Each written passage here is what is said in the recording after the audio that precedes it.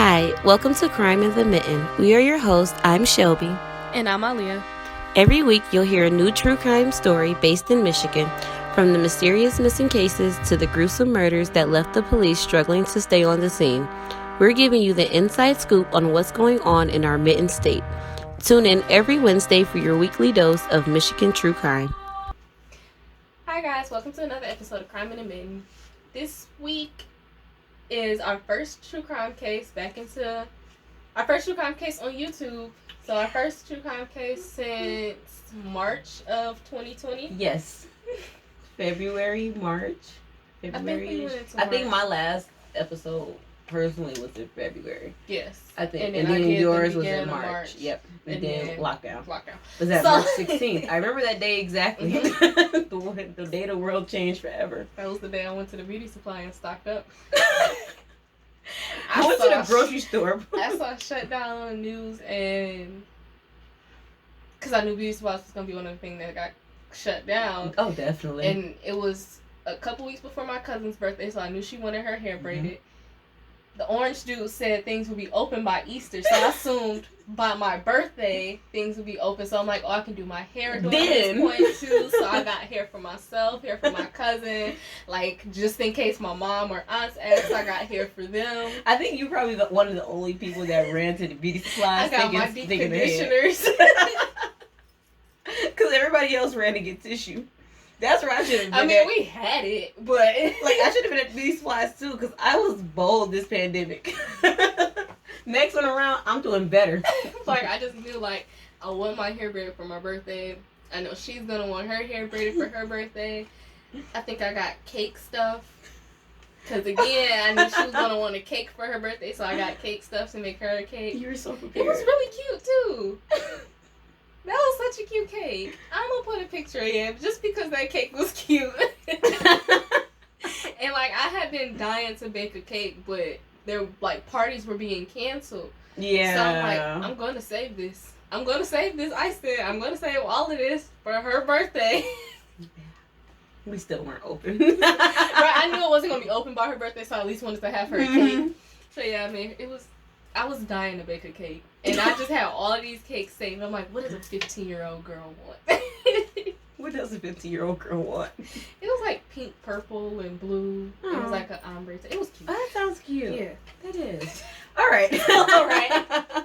Alia's trying to promote her cake business. So when we both decided to come back, I knew a case that I wanted to do. Mm-hmm. I mentioned this on the first episode we did. The St. Aubin Street Massacre. Shelby's had this case together since last August when we thought we were going back into the studio. She had this case ready. And then Kanan just gave us a hard time. Yeah, so life happened.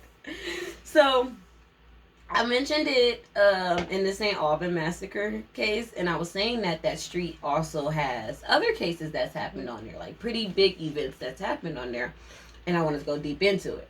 We're actually going to link the St. Aubin case, the first St. Aubin case, in the description box, because all of our cases from when we were in the studio, all of them are now uploaded to YouTube. All of 12 cases or 12 episodes, whatever, should be on YouTube now. Yeah. After a long but easy process. Right. We put it off for so long, and it was so easy. It was so easy. I'm I know how to do it. I just can't remember how to do it. Okay, so before diving into the St. Aubin Street curse, let's touch base on the first massacre that happened, and that was the St. Aubin Massacre of 1929. Where Benny Evangelist and his family were brutally murdered in their home one night. And because of the fact that Benny was this psychic healer, you know how strongly I felt on this when I first did this case. So when I was trying to upload all the videos to YouTube, I was really listening to these cases wow. I hadn't heard them 2 years ago, and I was just so drawn in, this is good. What happens next? I was really into these episodes. I wasn't sitting right there. I'm not the one who did the research. She texted me that, and I was like, dude, I listened to your cases like that the other day. And I was doing them to my own cases.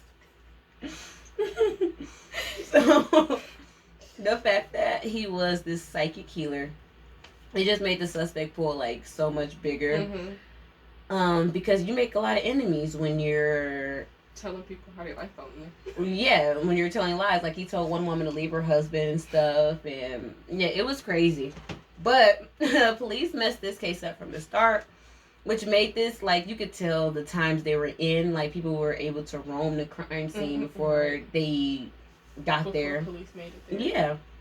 And it's like, the fact that this guy was like, this murder was so gruesome, it was nationwide, so you couldn't open your newspaper without seeing this family's face. And like, with the monotone expression. That was a creepy picture. It was. It was definitely. We have the pictures of that still on our website, too, so if you guys want to look at that and have nightmares tonight, go for it. So, well, like she said, we'll lay that information down so you guys can check that out, because it is really a good case, though. Like, yeah, I mean, not liked it, but like, I enjoyed learning more into it, though, because like, I didn't know something that big happened here, and like, yeah. So check that out. The next massacre that took place on St. Aubin Street was April 4th, 1990, and this case was like going down a rabbit hole. Researching into it, like, Shelby was stressed out about this case. I was very stressed. She thought she was done, and then she wasn't, and it's just, it really made me messed up. I didn't work on it for 2 days after that. Like, I totally like, no, I'm rushing to get it done because I gave up. It was like that satisfying moment when you wrap up a case. She was like, yeah, I don't feel that right now. That must be nice. Must be nice. I'm like, what's that like? So, the first version of this story is a collection from the survivors and I want to say 3 of the guys that were charged for the crime. And the version I tell you guys later is going to be the one of the supposed ringleader that they all claim that she was the ringleader. She says that she had nothing to do with it. So it went from everybody like, yeah, she did. She told us to do it to her. Like, no, I didn't. What happened? I've never done that in my life. What are you talking about? What happened? So yeah, we'll see. You guys get to go on that stress thing with me right now. So this case starts at 3 p.m. and we start with 20-year-old Janet, which isn't her real name. She goes by the alias Janet because of threats to her life. Oh. Yeah, due to this case, like, I guess she snitched too much. Oh. Probably, but it's not snitching when you almost killed me. Like, I'm telling. Oh, no, I'm telling. So, it started with 20-year-old Janet and 32-year-old Stephen Owens, I believe that's his last name. And they were out hanging out with friends, doing what couples do. And they're like, okay, let's go skating afterwards, because that's what you do. I think skating really was a big thing, because, like, I remember when skating was a big thing not too long after that time period. So, makes sense. Steve was like, sure, let's go skating. I just want to go back to the house first and straighten up, do what guys do, shave a little bit, button my shirt down to like, maybe 3 down and stuff. Do what he do. So, somewhere else in Detroit, 19-year-old Mark Kazan, and I'm only going to call him Kazan because there's 2 Marks in this, which had to be confusing for them because they were both on the same side of the legal spectrum. Oh. Okay. Yeah, they both were charged, so it was hard. I'm pretty sure they had a lot of mix-ups. Yeah, that's why a lot of times reports go by last names. I'm starting to realize. Yeah. But I don't like doing that to you guys because it confuses the crap out of me. So we're going to go by first names and just his last name. So Mark Kazan picks up Tamara Marshall, who's 18, and he picks her up from the 9 Mile and Losser area. Then after he picks her up, they go pick up 20-year-old Mark Bell and 19-year-old Jamal Biggs. They all start hanging out, doing whatever teens do at that age, what 18 to 20-year-olds do around that age and stuff. And of course, if you're from Detroit, if you're in Detroit, what's the conversation that always comes up? We gotta get this money. Put some money on the floor. So they're all talking about like, yeah, we need to start making more money and all this other stuff. Tamara is like, hey, I know somewhere where we can hit a lick. If you don't know what hit a lick means, that means rob somebody. Pretty much. Yeah. And even then, they had like little Detroit lingo. Like, the lingo was definitely there. Because that's something we still say to this day. Right. And she's like, okay, yeah, I know this guy named Steven. He's an easy target. Like, I know the guy. We can definitely rob this place. So they drove. Tamara and Kazan gets in his mom's black Taurus. His mom's black Taurus doing hood rat stuff. Doing hood rat. And I want to do hood rat stuff with my friends. That used to be me and Alia. We were telling our boyfriends we wanted to go out. I just want to do hood rat stuff with my friends.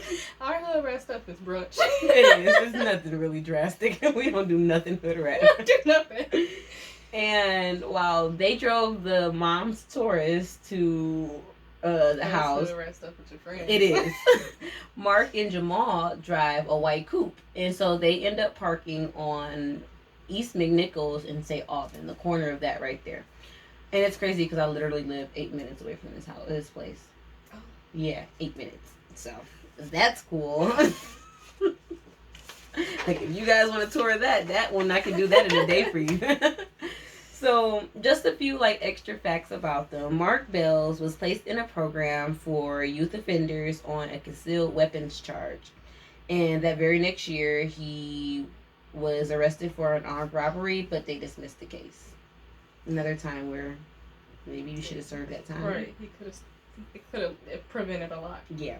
Then in 1989, just a year before all this happened, he was convicted of a felonious assault, and he served between 18 months to, well, he was sentenced 18 months to 4 years, but at the time of the murders, he was on parole for that.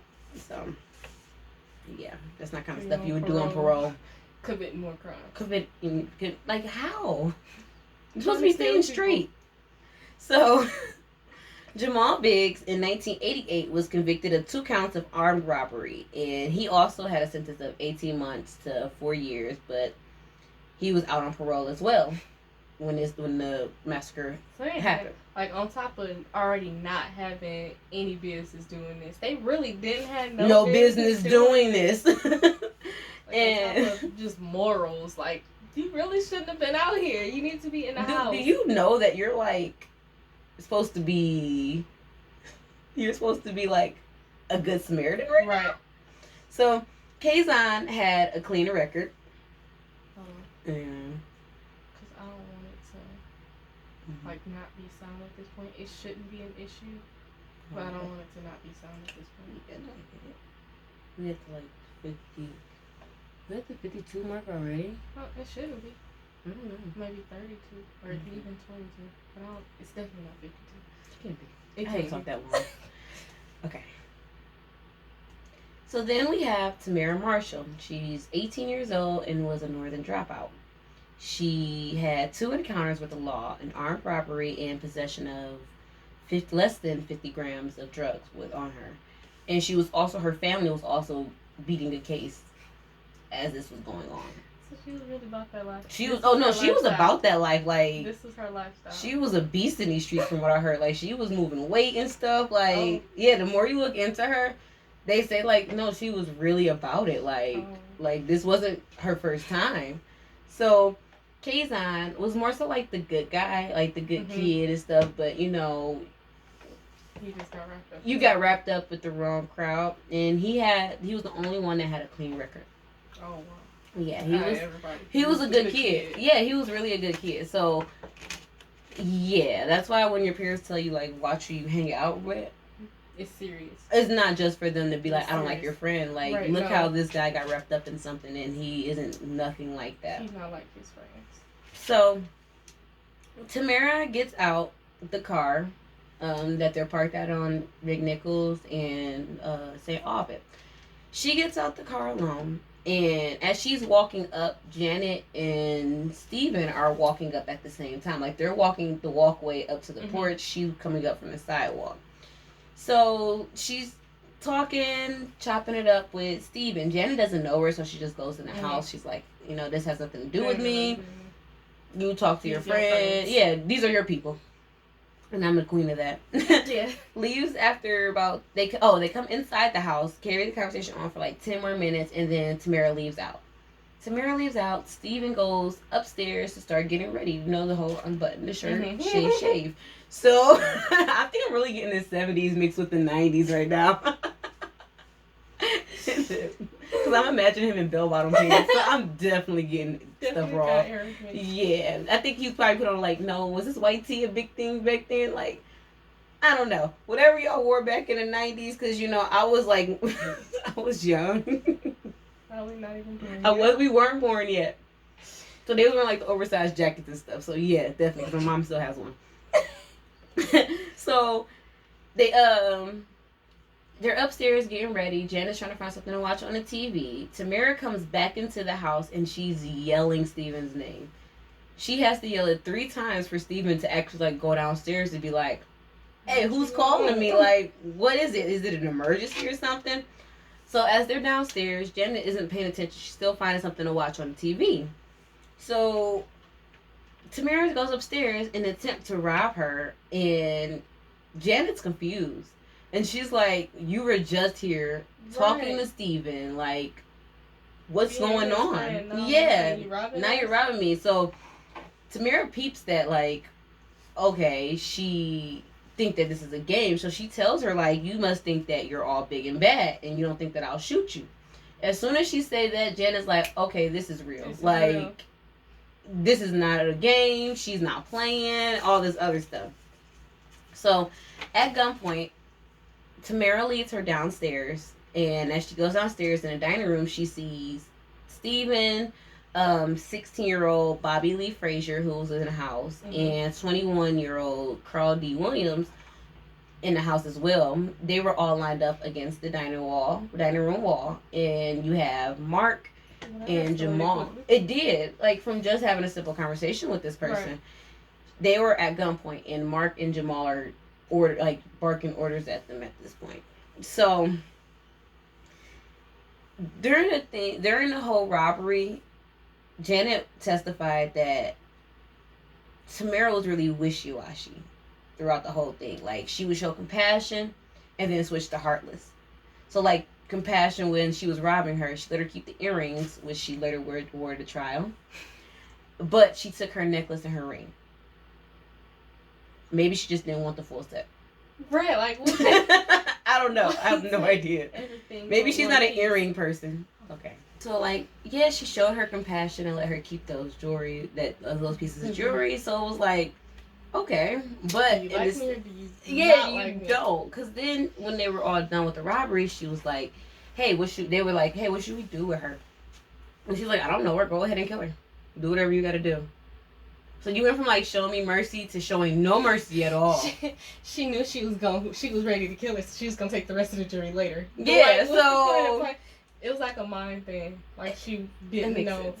Just to confuse her. Yeah. So I have no idea. Like, that's a good theory. We'll never know what was going on in her head. Right. So this robbery might have been successful if it wasn't the trap house, because you had people knocking on the door trying to get a sale. Yeah. So the first set, they was able to tell them, like, "Oh, we're all out." So they turned around, went about their day, probably went somewhere else. The second group that came, they somehow could see in the dining room and were like, "Oh shoot, something real is going on," and they booked it, like, scattered. So Mark and Jamal round all of them back up, all of them, and brings them inside. They take everyone that was in the house upstairs, and they divide them between 3 rooms. So at the same time as this happening, with them dividing them into the 2 rooms, 2 teams, one unknown, because I'm pretty sure he was underage, and they can't put his name or his information out there, and 18-year-old Levon Robinson, they were going to go hang out at the spot, something they always do, just to get out the house, chill, play the game there, vibe with people, because obviously you see, like, it's a pretty young crowd that's like, all these people are so young. That's why I like to emphasize their ages, because it's like, it's really a bunch of teens. It's a bunch of the oldest person in this event was 32. So what was he even doing there? I have no idea. This was his spot, and I'm like, why are you so cool with all these kids? Why you got all these kids? Yeah. There. So that's neither here nor there. Right. That had nothing to do with me. I have no idea because I definitely questioned that too. So they go up to the back door the same way they always take. And as they're doing the back door, a lady comes up too to buy some inventory. And they knock on the back door. There's no answer. So instead of going home, they walk around to the front, and they're like looking in, and they see that the house is like ransacked and stuff. Which I actually found a picture of how the house looked really messed up, and we'll post that on our website, right? Yeah. So that'll be on the website. And Mark comes down. Oh no! So they're talking like, "Gosh, I wonder what happened here and stuff." Jamal is walking from behind them, double checking to make sure he rounded up all the runners. And they ask him like, "Hey, you know what happened here?" And they're like, "Oh yeah, the place just got stuck up and stuff." So he's following them inside, like everything's cool. He's trying to investigate it too. And Mark comes downstairs, and he's like, "Everybody, close your eyes." Pretty much, like, I don't know why close your eyes, not put your hands up. Put your hands up. Yeah, that's what I would thought. Freeze, like. So he tells them to close their eyes, and he takes all three of them to the basement. This part is a little fuzzy though because it didn't really make sense how they were like in the articles of what was really happening. But what I got from it was when, I'm not sure if it was Mark or Jamal, they were tending to Levi Robinson, who was killed. The unknown and the unknown woman made their way out, like they ran. But in the process, Levi Robinson was shot in the head and left on the basement floor by the stairs. Yeah. So while Mark was upstairs, before he came back down, he was upstairs talking to Janet, and he wanted to ask Janet how old she was. And the one thing about Janet is like how me and you were before we became like full-blown women. She could pass for like 13, 14 years old. Yeah. No, Lee, I don't know. You can't really say that so strongly now. You look like a woman. So, especially compared from high school version, you definitely don't look like we stay like that for a couple years afterwards. And then all of a sudden we just look like adults now. Crazy. Yours is Kanan. Yeah, mine was a baby. I'm like, all of a sudden, something just happened. Fun fact, throughout Shelby's entire pregnancy, Shelby was always smaller than me. Throughout Shelby's entire pregnancy, I was always 10 pounds under her, like 10 pounds to the point to like, I don't know how. It was some type of telepathy. We did this together. It was some type of telepathy going on. And she was gaining weight, so was I. Like, she would text me every week after her doctor's appointment, tell me how much she weighed, and I would send pictures of the scale. I was always exactly 10 pounds right under me. It's lighter than her, and I had all of her cravings. Yeah, you did, because she would text me randomly like, "Hey, are you craving this?" I'm like, "I am." Like, I really want ice cream. Well, I'm standing at the ice cream truck right now. Like, okay. So, he asked Janet her age, and she's like, she's 20. But she's like, I can pass for 14. So, she tells him, I'm 14. Mark is peed off about this because he knows how old Steven is. Steven is 32. So, he, in his mind, because a 20-year-old and a 32-year-old, that's fine. Okay. Yeah. But a 14-year-old and a 32-year-old, no. So Mark is kicking and beating Steven's body like out of anger. Like, why are you messing with this little girl? Not like she's like, you're not doing something wrong here too. You're sticking her up, but you robbing and killing priorities. So Tamara yells at them like, "Hey, hurry up! I never got caught doing stuff like this before, and I'm not about to get caught because of you two." So, she leaves out, and that's when like the entire house is like filled with like gunshots, like going crazy, which I'm surprised that nobody was calling the police on this, because they never said that like the police came to investigate because of that. So after the gunshots go off, Mark and Jamal, they shoot everyone in the head, like close enough where like gun residue is on their scalp. So they leave out, run out the house. The whole time, Kazan is just the getaway driver. He did not come in the house. He didn't hold a gun. So he's just in the car waiting. He's in the car waiting as all this is going on. The whole time. Wow. So, he just think his friends going to buy drugs. That's probably what it was though. Like he was like, they're just playing or whatever. Like, you know, like if they did say they were going to rob somebody, like they're not seriously going to do it. Like, but yeah. So after they leave, they run out the house, they get into their cars, and they speed off. Janet, after waiting for like I think it was an hour and a half, she climbed out the window into like, you know, the roofs where you kind of sit on and stuff. I've never done that before because I'm always scared I'm gonna fall off. My cousin does it. He just posts pictures on Snapchat of him in the middle of the night sitting on the roof. Like, who does this? Where did you get this from? Like, what possessed you to try this? So she climbs out of the window, and on the roof she starts screaming out like, they shot everyone.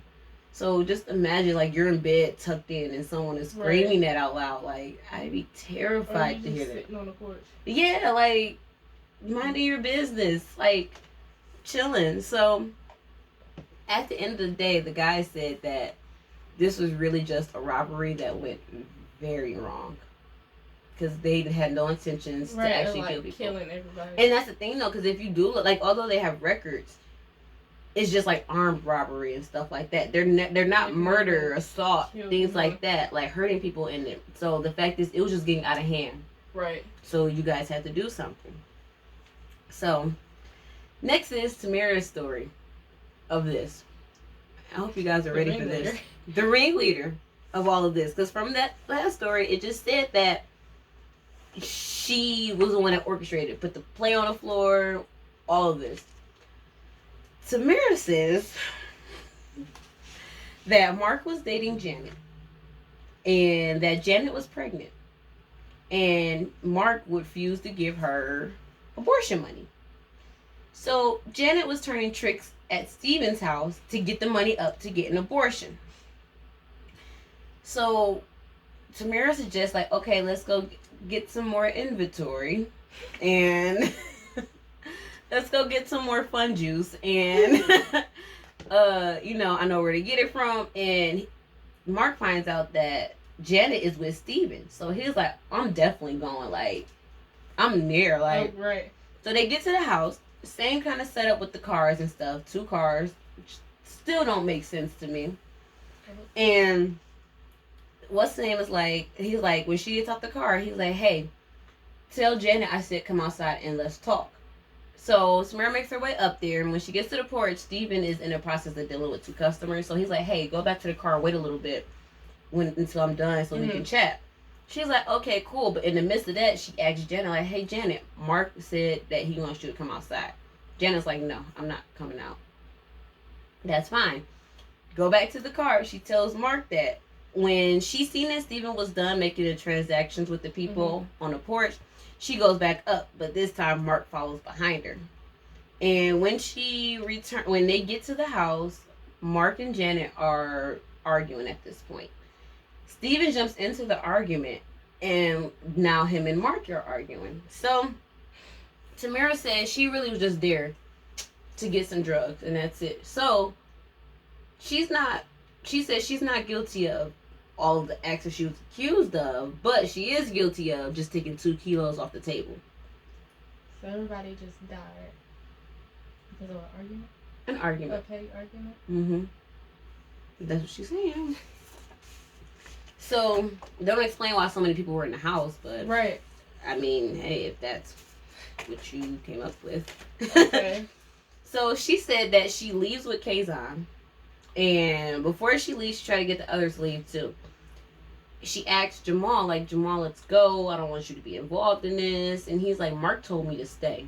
So that's his man. He gonna stick beside him. And she asked Janet, like, do you want to come with me? And Janet's like, no, I'm going to stay here.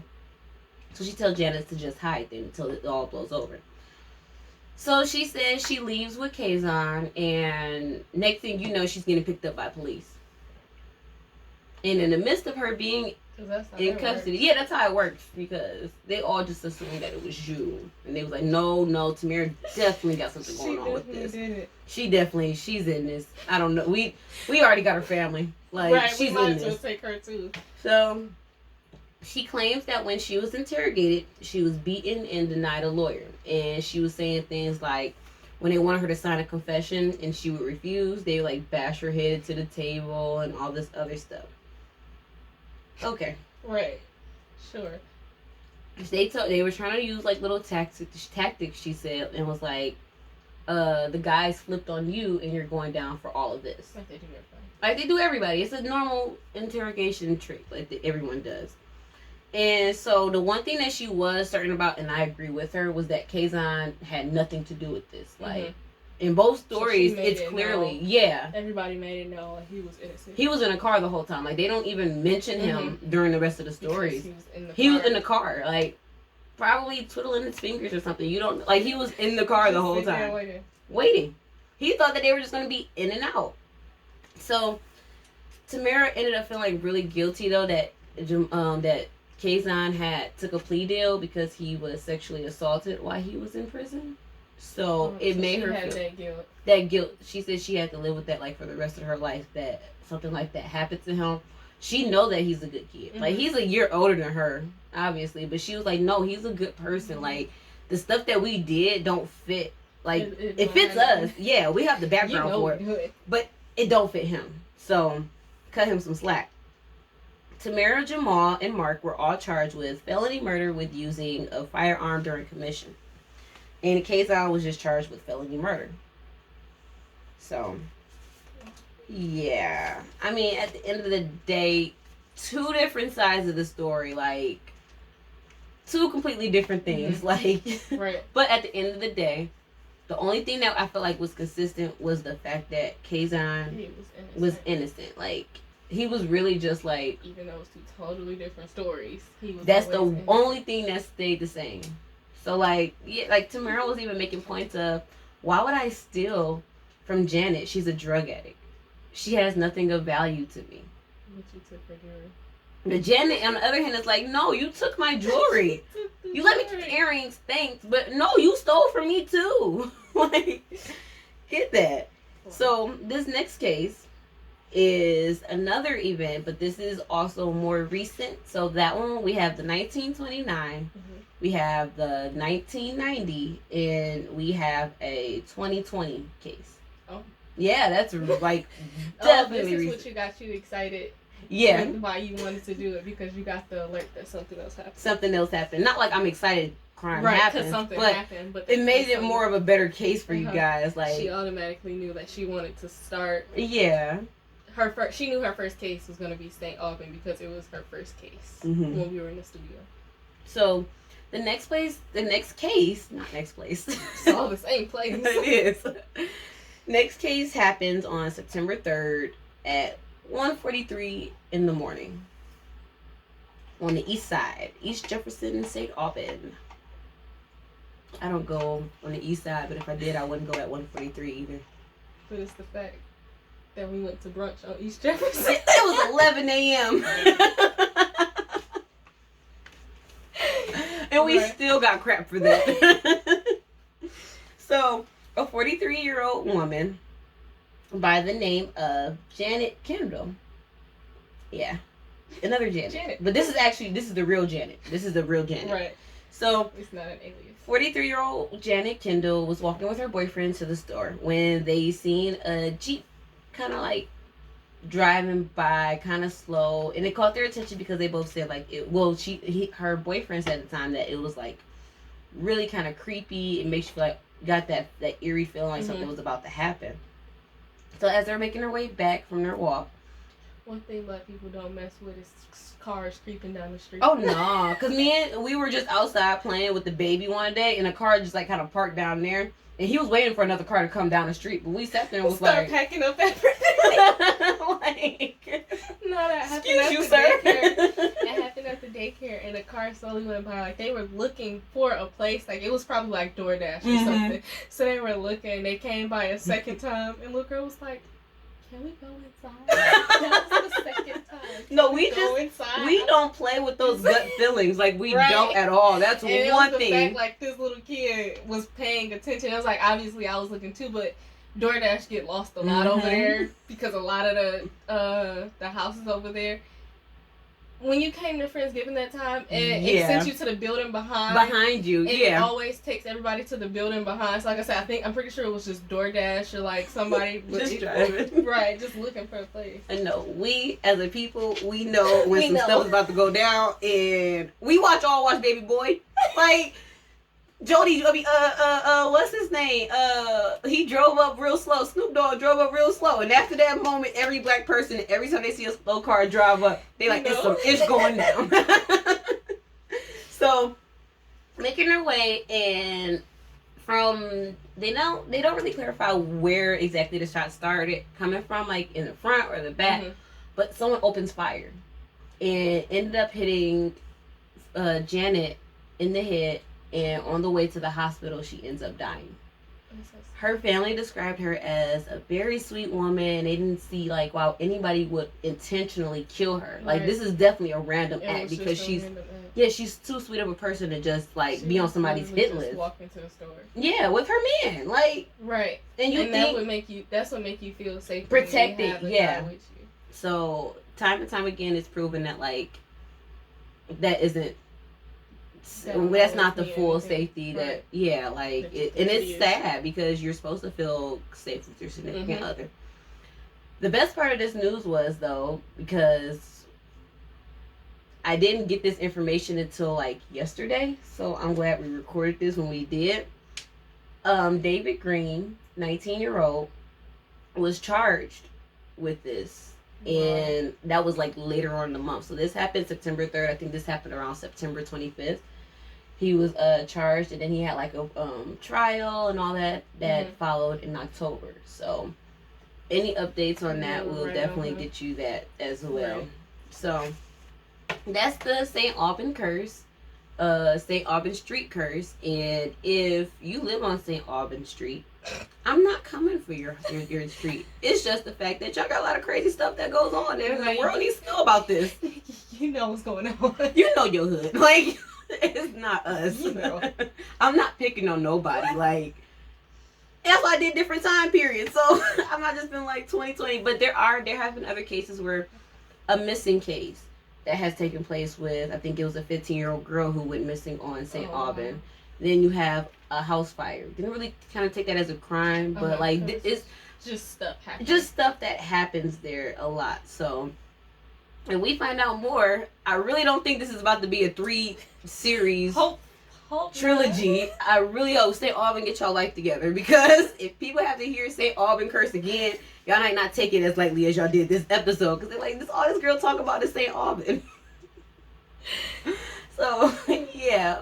Get y'all life together over there, like, and be safe, because I really do believe that like some streets have histories of stuff, and like it's a curse. Yeah, like I'm careful when I drive by St. Aubin. I live 8 minutes from where this 1990 massacre took place, so trust me, I'm very much like I'm careful around this. Like I don't drive down that street. GPS told me to go down there one time. I was like, I will be rerouting. Rerouting now. But yeah, I hope you guys like those cases, because it took me forever to work on the 1991. Right. Stressed. So we're going to continue on with the 200 questions about me. We did them at the end of every episode before in the studio, so we just want to continue it now. We normally use a number generator, but we're just going to shuffle through the book, and Shelby will tell me what page to stop on. All right. Stop. I think I put you on the same kind of page that I was on. We were in the 600s last time. This is the first time. Oh, yeah. The first time we did this. But in the future, I foresee. Right.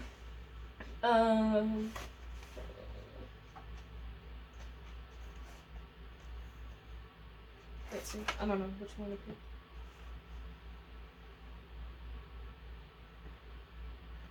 I know they're so hard to pick. I don't know what I just want to pick. What gets you excited about life? That was question 677. What gets you excited about life? Right now, it really is watching my baby grow up. It gets me so excited. Weird. It is. It's so weird having a child. The whole process of it. Like, I saw him, what was that, last Wednesday? Mm-hmm. And then on Friday, he had a tooth coming in. Yeah. Thursday or Friday, he had another tooth coming in. Like, how? I just seen you with two. Just saw you less than 24 hours ago. Yeah, no, definitely watching him grow up, because it makes you appreciate when you have a baby and you watch them, like, look around at the world and stuff. It's all new to them, and the stuff that we've taken for granted, they love about it. Like, I'm like, why are you so excited about a shadow? But I get it, because it's like, that's new, and it's like, this is cool. Like, so it just makes you look at life so much better. What gets me excited? Obviously, true crime, crafting, family. The fact that it's Sunday and I'm about to eat a Sunday dinner. Really exciting right now. Yeah, that's what gets me excited about life. Traveling with my boyfriend, stuff like that. Yeah, that's a pretty legit list. Yeah.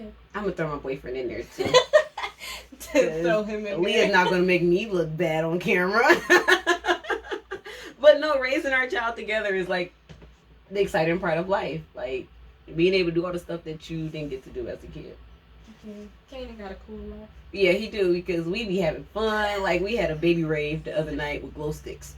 It was nice. You guys should try it. So, I don't know what kind of question I kind of want to leave off on them for them to answer in the comments. If you know about any other St. Aubin cases? If you know anything else about St. Aubin, comment down below. Mm-hmm. What else? Yeah. Like, comment, subscribe. Make sure you turn on the notification bell so you're notified every time we post a new video. Our times aren't consistent yet, but we do know every Wednesday and Sunday and Wednesday, new videos will be posted. Mm-hmm. So don't hold us to it. Right, we don't know times. Those days, even with the reminders. Right, even with reminders. We need to do like an hour before a reminder. But yeah. That's all for this week's episode. And see you next week. Hey. Right, we gotta do it. Thank you for listening to Crime and the Men. You can find the transcripts, pictures we've discussed, as well as the links to our references at our website. There, you can also find the links to all of our social media. If you have a case you'd like us to talk about, you can leave a comment down below or go to the Contact Us page of the website and leave a suggestion. Each month, we will choose one for an episode. Please like, comment, and subscribe. It helps a lot.